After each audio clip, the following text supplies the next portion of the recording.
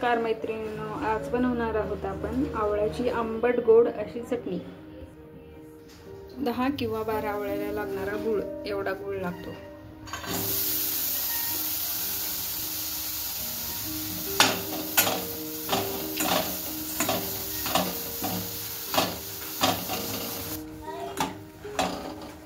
गूळ असं झाला ना, त्यामध्ये हे एवढे आवळ्याची हे किसलेला एक वाटी भरून आवळा असा टाकायचा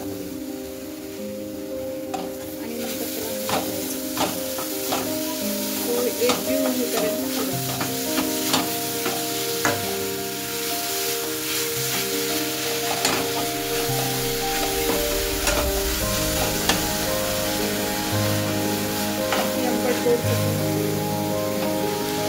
छान लागते आणि आरोग्यासाठी पण खूप चांगली असते।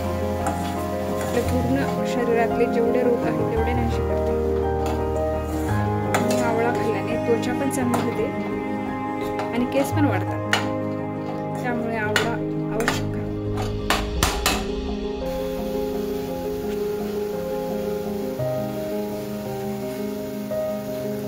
त्यानंतर सेंदव मीठ एवढं टाकायचं। सेंदव मीठाने टेस्ट चांगली येते आणि स्वाद येण्यासाठी ही दालचिनी, वेलदोडे म्हणजे विलायची आणि 2 किंवा 3 काळी मिरी गोड आणि चव येण्यासाठी लाल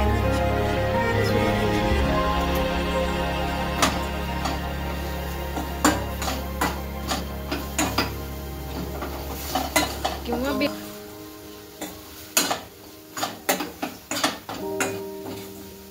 ही तयार झाली आहे आपली आवळ्याची चटणी।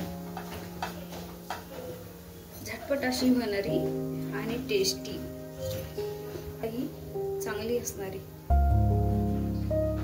अशी ही आंबट गोड आणि तिखट आवळा चटणी तयार। आवळा चटणी तयार।